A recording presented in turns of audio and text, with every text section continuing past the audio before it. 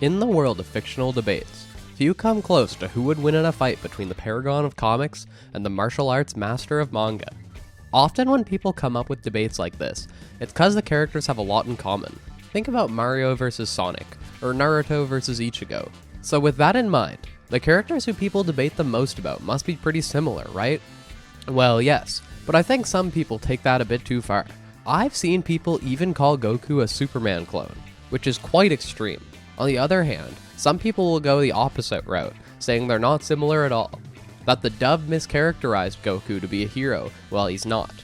While the dub certainly did make some drastic changes to Goku's character, that doesn't mean Goku wasn't a hero in the original version. Goku and Superman do have a lot in common, but they also differ in many ways. In this video, I want to focus and analyze where they differ, but also what they have in common. This video is somewhat off the back of me watching the new Superman movie that just came out, and I'll just say, I really liked it. I feel like the director really gets Superman as a character. So many people don't understand the point of Superman, with the previous live-action adaptation playing into this weird godly figure narrative, or all of the evil Superman stories that have gained popularity recently. Have you ever heard of the saying, power corrupts? Well, Superman is supposed to stand in contrast to that idea. He's a person who has great power, but despite the temptation to abuse it, he chooses to do good anyway. Superman as a character was created during a pretty dark time in history. At the time, people needed a beacon of positivity, someone with real power that actually used it for good. I've always felt that evil Superman stories fundamentally misunderstand why people love Superman. It's so easy. Anger. Vengeance. Luckily, I'm not you. And I never will be. Superman being good is the subversion of expectations. Being evil is what people expect from someone with godlike powers. To me, it's just not interesting. So that's why I was so happy to see a faithful adaptation of our boy in blue. Superman just does good because he's a good person, and it's the right thing to do, and it doesn't need to be any more complicated than that. Now, looking back towards Dragon Ball, it is true that the English dub of Dragon Ball Z tried to recharacterize Goku as a paragon of justice, but let's just ignore that for now. Original Goku would be the first person to say he's not a hero.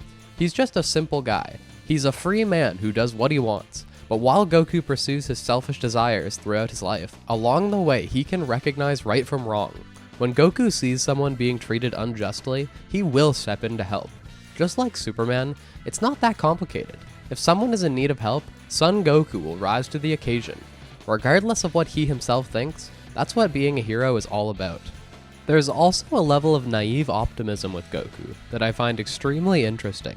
He will go out of his way to spare even the most evil people in history. Some might call it foolish, and they would probably be right. And while there's an aspect that Goku just wants to fight them again, there's also something so pure behind the idea of believing even the worst of the worst can still change their ways. Another thing I want to mention is when Zack Snyder, the director of the previous Superman adaptation, was asked why his Batman kills people, in contrast to the original with his strict no-kill rule, he said, "You're living in a f***ing dream world." If they think heroes wouldn't kill people. This really highlights why this guy fundamentally misunderstands the themes of the stories he's trying to adapt. And yeah, I do want to live in a dream world. That's why I'm watching a movie about a guy beating people up in a bat suit. I'm so glad Superman was released from this guy's grimy claws. And listen, if you're a Snyderverse fan, I'm sorry, but your movies suck. You're living in a dream world! Good. Dreams save us. Dreams lift us up and transform us into something better. And on my soul, I swear that until my dream of a world where dignity, honor, and justice are the reality we all share, I'll never stop fighting. Ever. And hey, if you want to support me continuing to live in a dream world, subscribing to the channel really helps me out.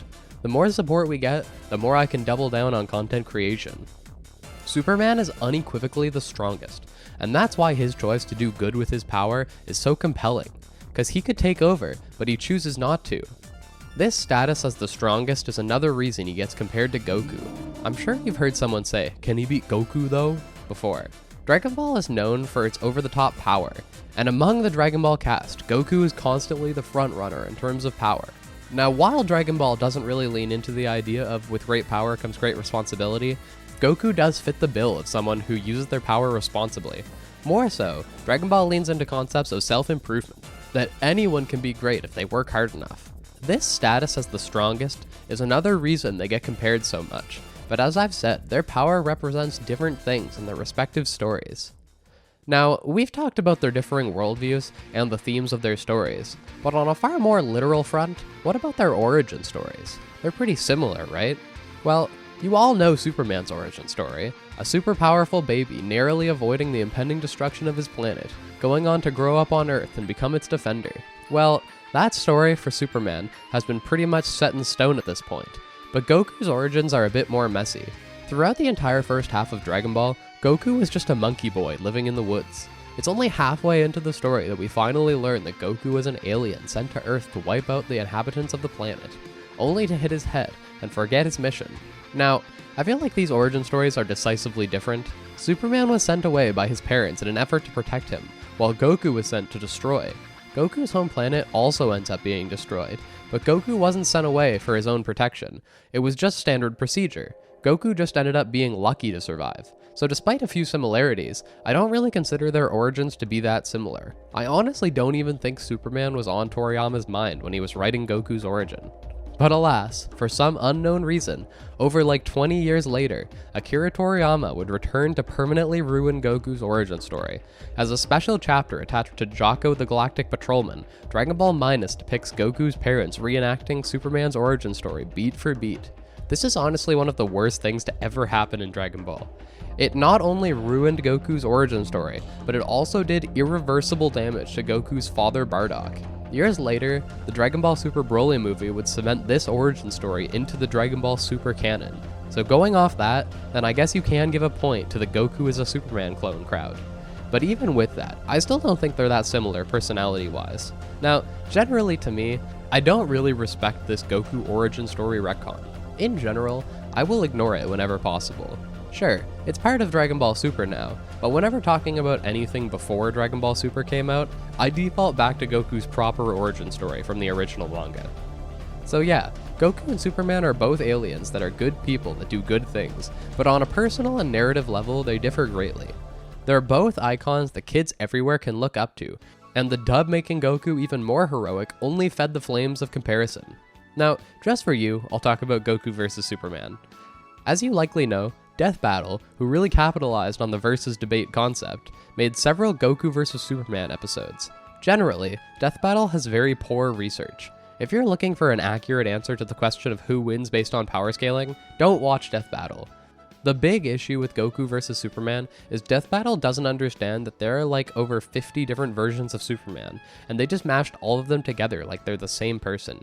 He can range anywhere from struggling to lift a plane, to sneezing away a galaxy, to just being God. On the other hand, back in the day it used to just be GT Goku, but recent years have complicated him. Now we need to pick between GT, Super, Daima, or Heroes Goku. Daima Goku is basically just manga canon Goku with an extra form that makes him like 10 times stronger, so he's vaguely above solar system busting level, while GT is a follow-up to the anime. So all of the anime filler, including the movies, can be applied to GT. So GT Goku, in base, is at least strong enough to shake the universe.